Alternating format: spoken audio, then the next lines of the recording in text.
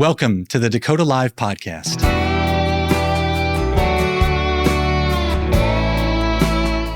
I'm your host, Robert Morier. The goal of this podcast is to help you better know the people behind investment decisions. We introduce you to chief investment officers, manager research professionals, investment consultants, and other industry leaders to help you sell in between the lines and better understand the investment sales ecosystem. If you're not familiar with Dakota and our Dakota Live content, please check out our website at dakota.com. Before we get started, I need to read a brief disclosure. This content is provided for informational purposes and should not be relied upon as recommendations or advice about investing in securities. All investments involve risk and may lose money. Dakota does not guarantee the accuracy of any of the information provided by the speaker who is not affiliated with Dakota. Not a solicitation, testimonial, or an endorsement by Dakota or its affiliates.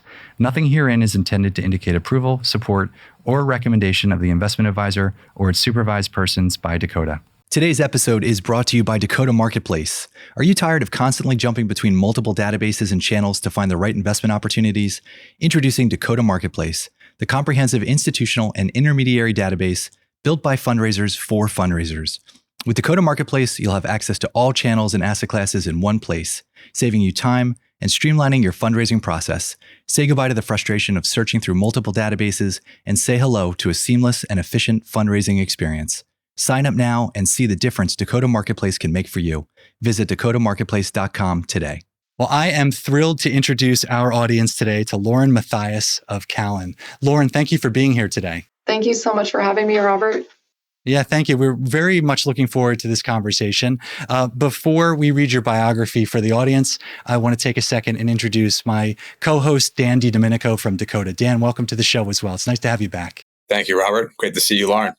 Great to see you as well. As I mentioned before, Lauren, we have a lot of questions to ask you, but before we do, I'm going to read your background. Lauren Mathias is a senior vice president and non-U.S. equity asset class lead in Callan's Global Manager Research Group.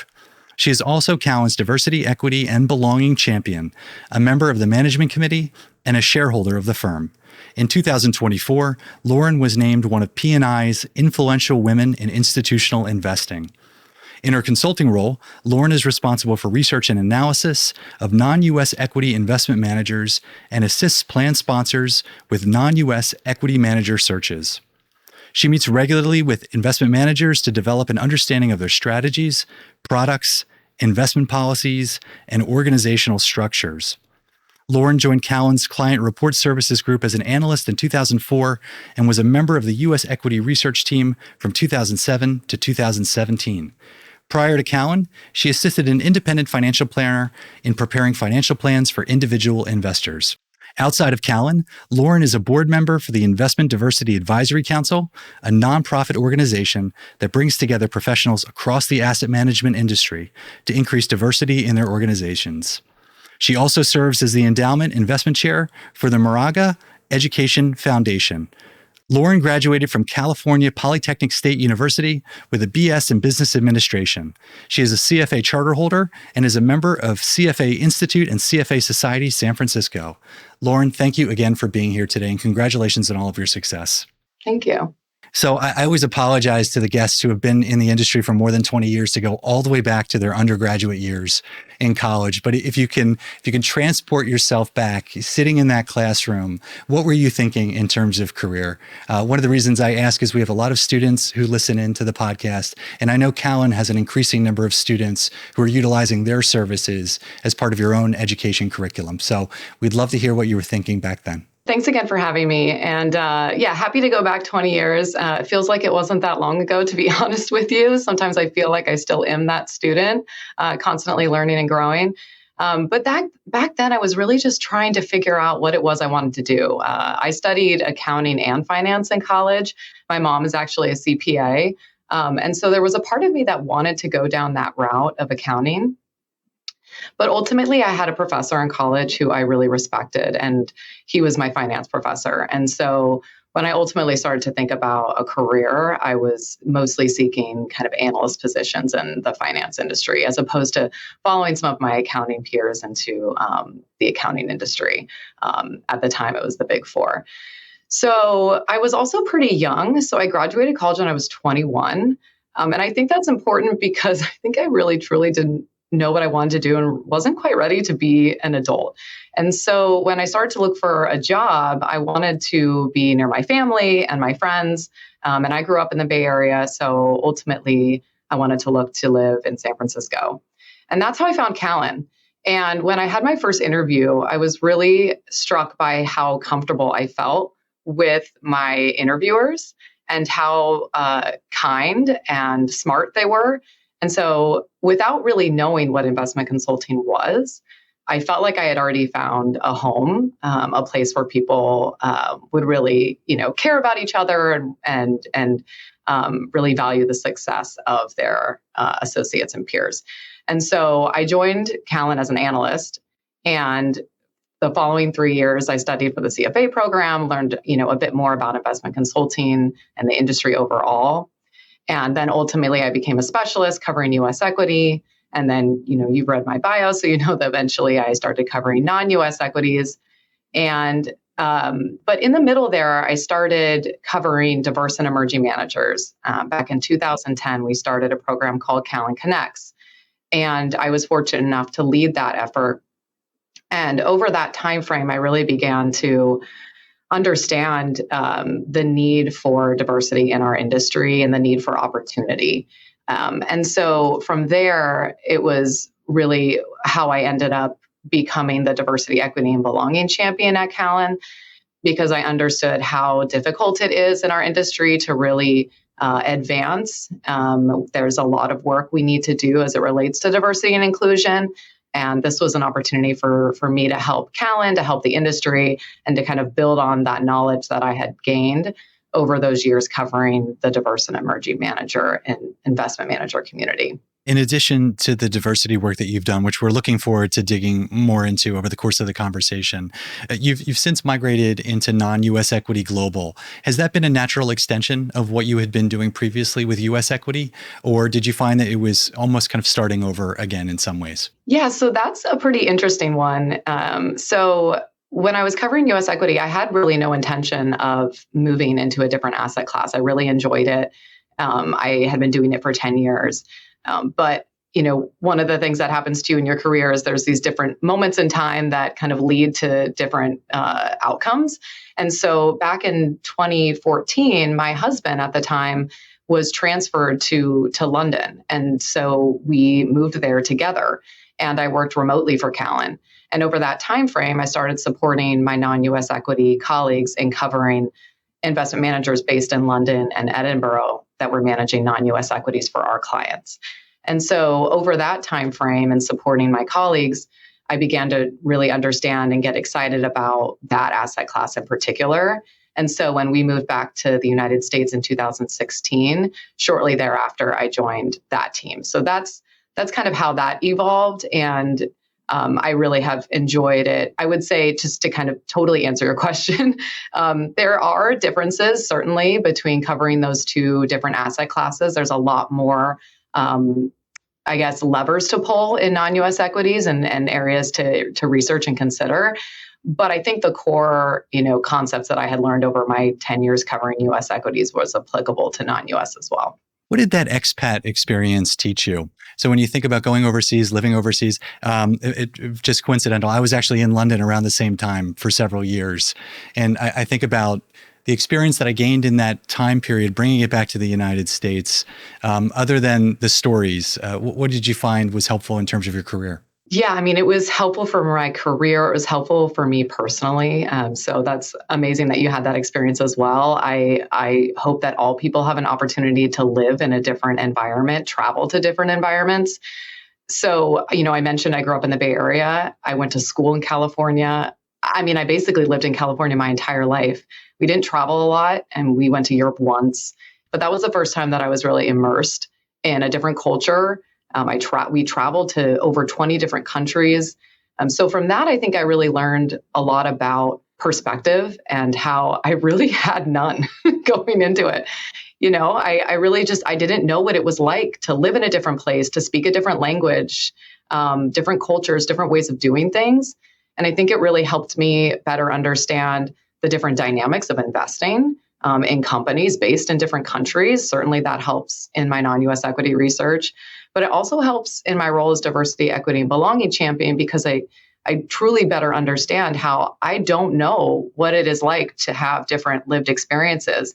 When I was in London, I certainly got the opportunity to see it, touch it, kind of feel it, but I didn't really, and I never will truly understand what it's like to grow up in a different place and speak a different language and have a different culture. And I truly appreciate what those differences can bring to the table. And I think that's one of the key components of a successful diversity, equity, and belonging strategy is truly understanding the benefits that can accrue if you bring a lot of different perspectives around the table. It's great. Thank you for sharing that, Lauren. For our audience who may be a little less familiar with Callan, would you mind taking a step back, just giving us a 30,000-foot view of the organization, maybe defining the mission and values of the organization as it relates to its overall objectives with clients? Yeah, absolutely. So Callan is an investment consulting firm. We have over 560 asset pools that we consult to, which amounts to about $5 trillion in assets. We work with corporate plans, public plans, nonprofits, union, Taft-Hartley plans primarily. And we're really proud of our robust client base. We have an average of 13 years tenure with our clients, and over half of our client base has been with us for over 10 years.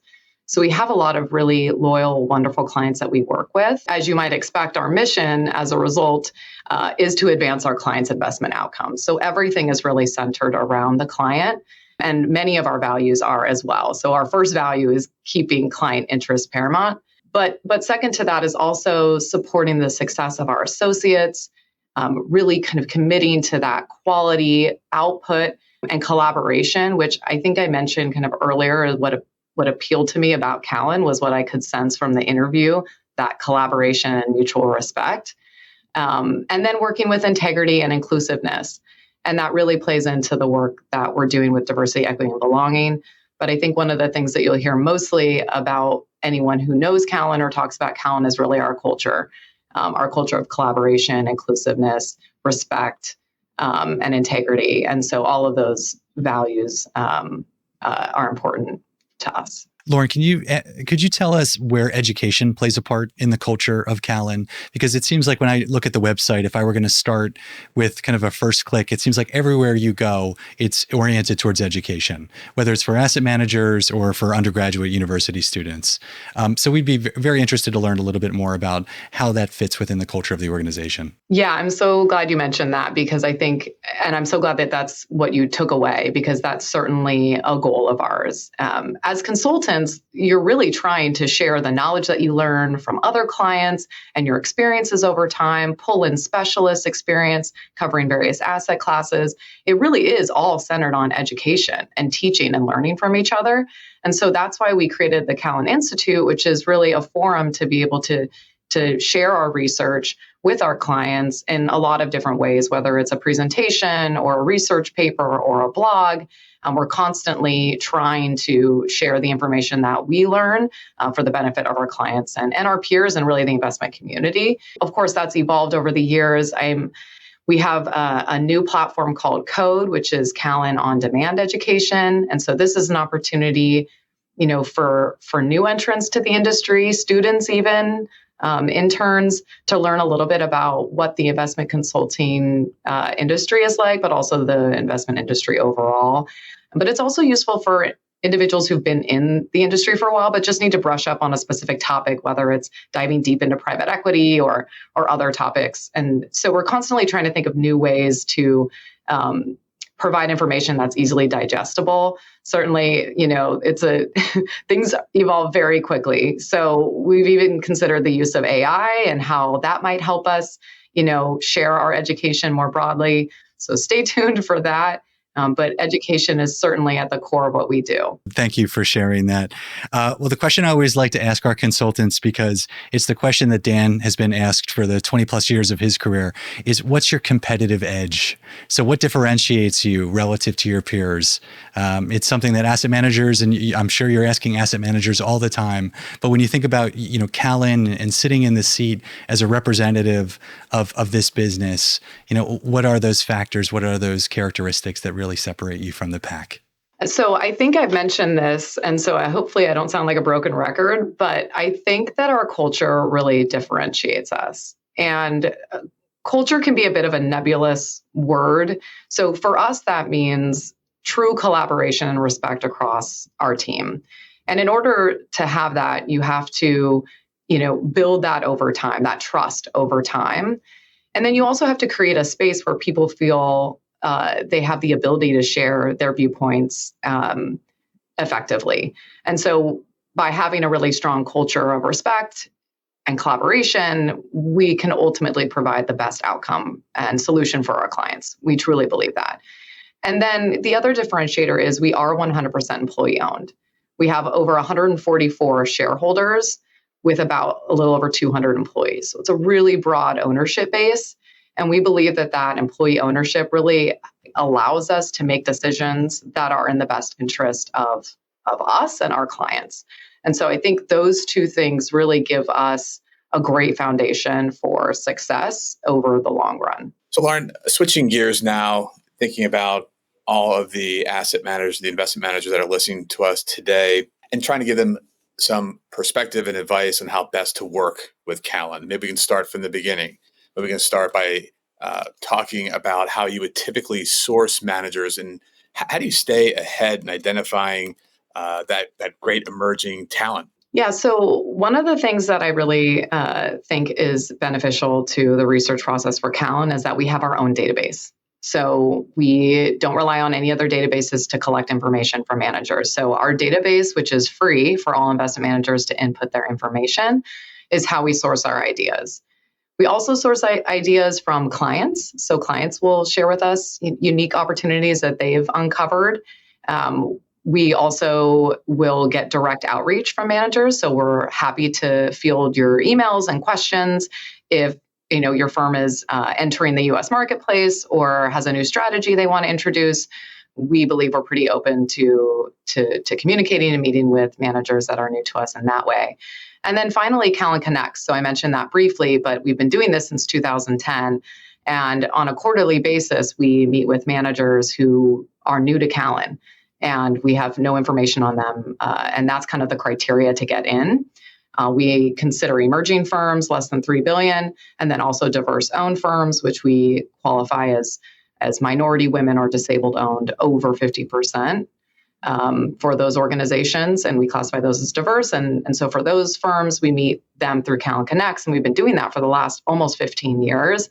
And so that has been a really robust source of opportunity for us to find the next greatest talent as well. So a number of different ways that you're beginning those conversations, whether through your database, Callan Connects, direct contact, your clients referring you to managers. So a number of different ways to get the attention of Callan.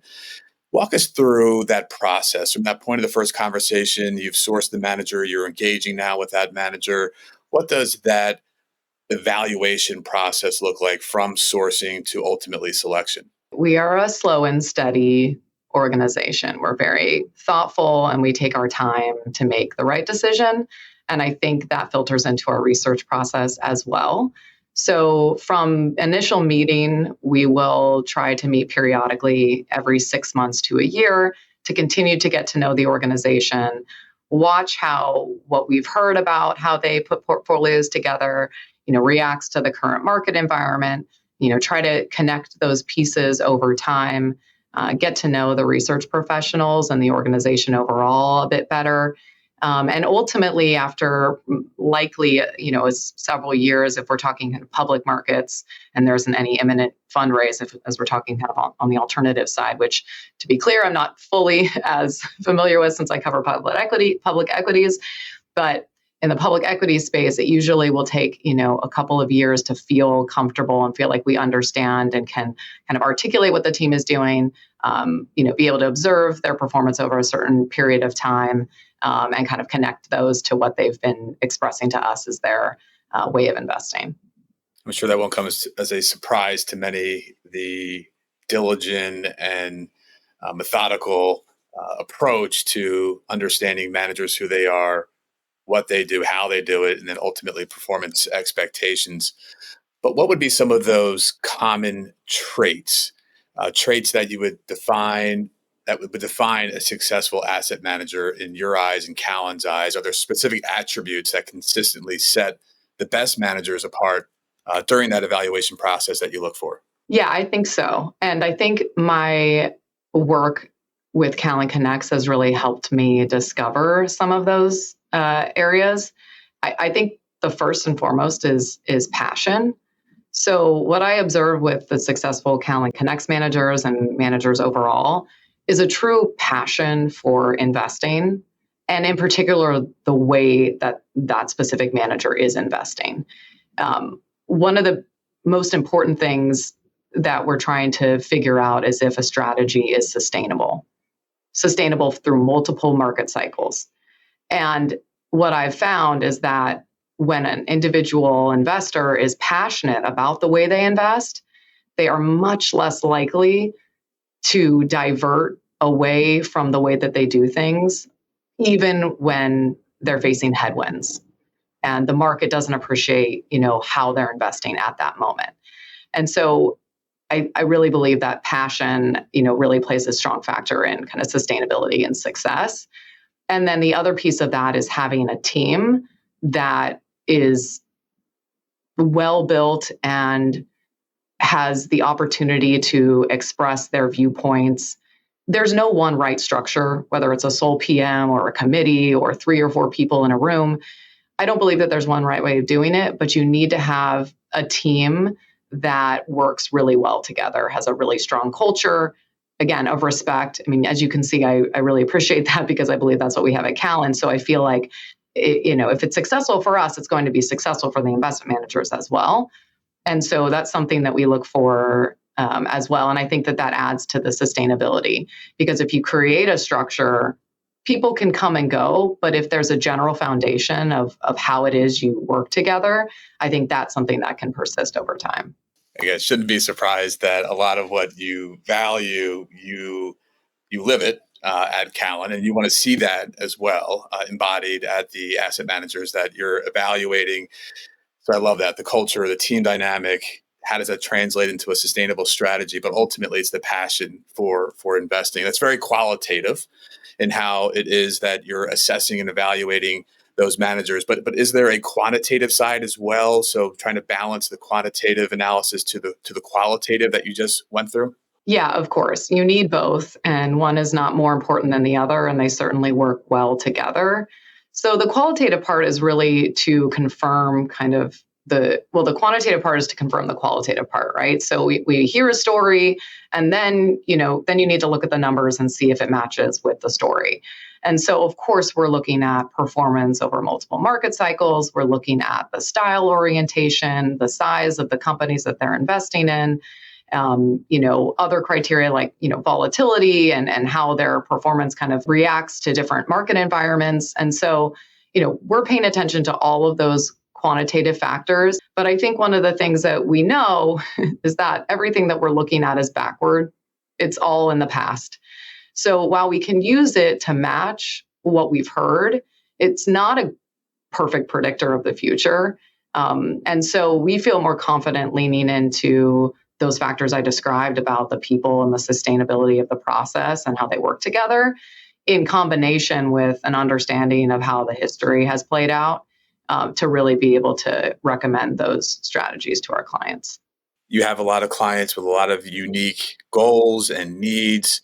So I'm sure it's a constant process in managing those asset managers' philosophies, their process. How do they align with those goals and needs of your clients? Would there be any red flags that you'd be able to call out, if any, that would signal a potential mismatch between the client and potential asset managers? Yeah, so I guess I would approach that question by first just quickly kind of describing our search process, because the way that we conduct research might be different than some of our peers. So we don't have a rating system or a buy list.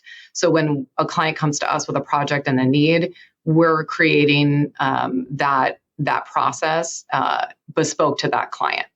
So when we think about what managers are going to make it to the top of the list, it's going to be focused primarily on what that client is looking for. So maybe an easy example would be, we recently did a project for a client and they tend to have a bit less patience for performance volatility. So the type of manager that would probably work better for them would be the one, I know this is a cliche, but the one that's hitting singles and doubles. So their overall, tracking error volatility is not going to be as high as maybe some other, managers we might have in the same, asset class that we'd be looking at. In that example, a red flag for that client would be a really high tracking error or really high volatility. That client would not react well to a strategy like that and ultimately wouldn't hold that manager for the long run. And I think to be successful in this role, you need to make sure that your clients really trust and understand the manager that they're hiring in order to be able to hold them for the long run.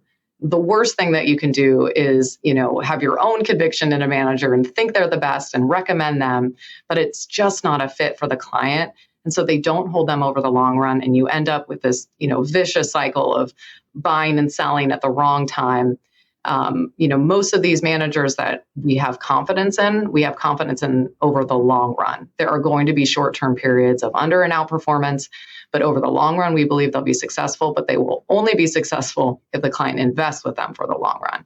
So it's just really important to connect those pieces. So I know I didn't completely answer your question, but the red flags are really going to be specific to the client. It's just making sure that you're providing the options that the client is looking for. Lauren, as it relates to setting the agenda for the asset allocation model of each of your clients, a question I usually ask some of our consultants who are guests on the show is who's holding the compass? So when you're thinking about the direction of a search or the direction of the work that you're going to do in terms of researching an asset class, is there an investment committee? Is it the field consultant? Or is it a combination of the client with those two potentially? Yeah, so we have a couple of different groups. And one of the things I didn't mention about Callan is that we have a lot of peer review processes and a lot of committees dedicated to doing that. And so that's really to make sure that there's not one person at Callan who's driving the agenda and that we have the collective viewpoints and expertise of a wide range of people. So as it relates to an asset allocation, we have a group called the Capital Markets Research Group, and they're the ones kind of putting together the modeling. And then they present it to a committee of consultants who kind of opine on what they've put together and bring their expertise from other client projects into that project and ultimately decide, how to proceed with that. The same is true for the research process. The research professionals will come up with the ideas that they think are best fit for the client, and then we present those to our manager search committee, which is made up of a wide range of consultants who, again, can bring their expertise from working with their clients, from meeting with investment managers, to be able to, share their insights and experiences and make sure that the ultimate list that we provide to the client is the best thinking of Callan overall. Thank you for sharing that. That's very helpful. So you've been on both sides of the table as it relates to at least the globe. You've covered U.S. equity managers and non-U.S. equity managers. So what are some of those unique challenges and opportunities that arise in covering non-U.S. equity managers compared to your days on the U.S. side? That was definitely something that was intriguing to me about covering non-U.S. equities. I think in U.S., really all you could talk about is size, style, and sectors, and that was really it. Although it's been an interesting market with the level of concentration in the U.S., so there's definitely a lot to be done there right now. But I think what appealed to me about non-U.S. was the multiple levers that investment managers have to pull. So you're not just talking size, style, and sector, you're also talking about country allocation as well as currency. And so that can be an advantage for active managers, but it can also be a challenge. As an example, we've had a really strong US dollar. For our US-based clients who invest with non-US equities, that's certainly a headwind for those non-US equity managers who may be performing well when you think about local markets, but given the kind of the currency headwinds, it's been a challenge. So there's, opportunities and challenges that exist with all those levers, but it certainly makes things interesting. Well, talking about diversity, you had mentioned it a few times and the importance of it, not just for your role within the organization, but for Callan and your clients as well. And I'm just curious, not to put the crystal ball in front of you right away, but how do you and Callan see the future in terms of the current environment? So if you take the context of what's been going on, both politically and even just in the press as it relates in and around diversity and diverse investing, where do you see the future and how do you see this particular area of the market developing from your seat at Callan? Yes, well, you're right. I do not have a crystal ball. All I can do is continue to do the work that we're doing and, to be honest with you, hope for the best. But I don't think that anyone can argue that having a robust, diverse group of professionals is going to lead to a better outcome. I just don't think that anyone can argue around having a group of people around the table with a lot of different perspectives to add value. I just don't think that's an arguable issue. What I think is a challenge is when you start to get into kind of the political environment, the polarizing aspects that have happened, unfortunately, with DEI. But we're constantly going to be thinking about it as it relates to our people. Our people are our most important asset. And if we can attract people from many different backgrounds to come to Callan and to excel at Callan, that will benefit us and that will benefit our clients. And I think if we can be a leader by example, then I think that maybe we might see more progress. Certainly, I'm also involved in some of the industry organizations, as you mentioned, and all of those organizations are also trying to really convey the message that this is about, people and about, collaboration and respect and understanding across differences. And if we can get to that point, we'll all be better off for it. It's just really about the messaging and the communication. And it's a tough time right now, but I think that if we continue to focus on the people and the benefits that this can accrue to our industry, I think that we will see progress. Well, I would agree. Thank you for saying that and sharing, Callan, and your view on it. The other acronym that's been under a lot of pressure is ESG, environmental, social, and governance. We'd be curious to hear your views there as well in terms of the view on how it's integrated or approached by the organization and what your thoughts are on what direction it may be going in. I'm really proud of our team. So we have a dedicated ESG team at Callan. They have been doing work for over a decade on this space. In fact, they recently just published their 11th ESG survey.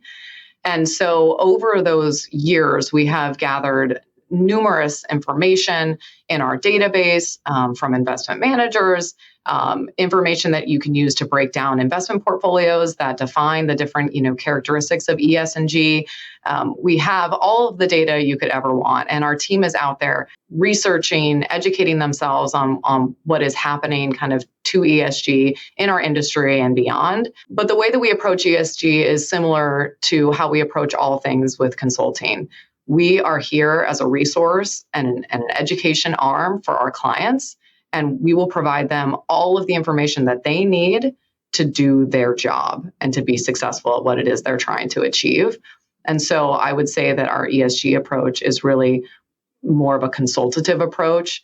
We have all the information and the tools and the data, and we provide our clients whatever they need as it relates to ESG. Lauren, we love to ask the crystal ball questions and put you on the spot.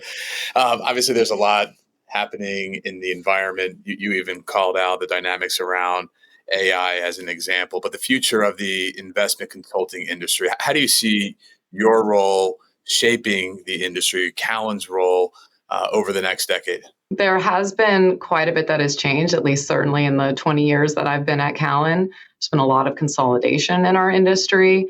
I think one of the things that we're most proud of, again, is our employee ownership and our opportunity to define our own fate. And I believe that clients will always value an outside opinion and an outside expert, and that's what we provide, and that will always be true. And so what we can do is just constantly try to fortify our business, get the best people we can, allow them to excel within our organization, be able to provide those insights to our clients. And so while I don't know what will happen kind of with the industry overall, I do know that we're incredibly focused on remaining independent and being that trusted advisor to the clients that need us. And I believe that will continue for the foreseeable future. Lauren, I suspect you've met with a lot of clients this year, just given everything that's been going on in the markets. What questions have you been asked most frequently? So what's top of mind for your clients that you have come to expect in the meetings over the last few months? Yeah, there's a couple of topics that we've discussed recently. I would say the one that keeps popping up and we haven't been able to put it back in the bag is why invest in non-U.S. equities at all? U.S. equities have had an incredible run. And while that has been driven by just a handful of stocks, as we know, it still is hard for clients to look at those figures and remind themselves why diversification matters, why having an allocation to non-U.S. equity matters. And so those are conversations that we have had and we continue to have. The other conversations are around China and what to expect from China going forward. We have clients that have considered investments excluding China. So those things have been percolating as well. So, as it relates to non-U.S. equities, those are kind of the two key topics that we have been fielding recently. Both my parents have called me and asked me how to buy Bitcoin. So that's where I know the direction of the market is going in terms of speculation. So I'm glad that that's been relatively avoided so far by your clients. Yeah, it's definitely a topic, but it's not one that I can consider myself an expert, so they wouldn't be coming to me. That makes two of us. You'll have to have another... You'll have to have a Bitcoin specialist on your next podcast. Yeah, we'll save that for 2025. But thank you for sharing that. We do appreciate that. It's I think one of the things that we underappreciate in our role, and particularly thinking about the folks on the asset management side of the business, is, you're working with clients, you're building an asset allocation model, but they have a lot of questions. And sometimes those questions help inform those conversations, back at the shop as it relates to the committees and even the education materials that you're putting together. So it was very helpful for us. So thank you for sharing. Well, we always like to end our conversation with a question around the people who have helped you in your career, those mentors who have been influential. We would welcome the opportunity to hear from you about some of those folks who have been beneficial to your career and to you just personally along the way. I have been really lucky, as I mentioned, from the moment I joined Callan until today. I've had a lot of support. I've learned a lot from a lot of people. But there are a couple of people and a couple of groups that have really, stood out over the years. I would say the first is my former boss and Callan's COO. She has been integral to the success of our diversity, equity, and belonging effort. She truly cares about every single employee, and she's an example of how you can be successful through kindness. But also she's been an incredible role model to me. So she is also a mom of 3 kids, and she proved that you can be great at your job and you can be a great mom. And I think that that's something that's been really important to me as I embarked on my own journey of motherhood.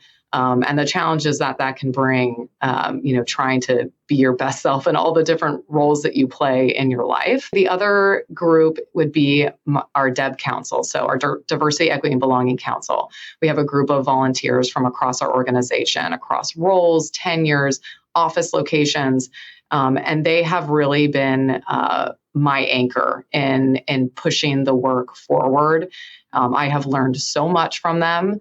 And their dedication has been really inspiring for me, and it keeps me going.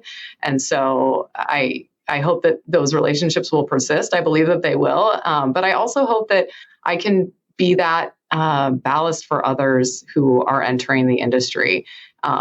Interns that we've had over the years and some of our junior analysts, it's definitely a goal of mine to be able to be a mentor to them as well and kind of give back what I've received. Lauren, thank you so much. Thank you for sharing. Congratulations on all of your success.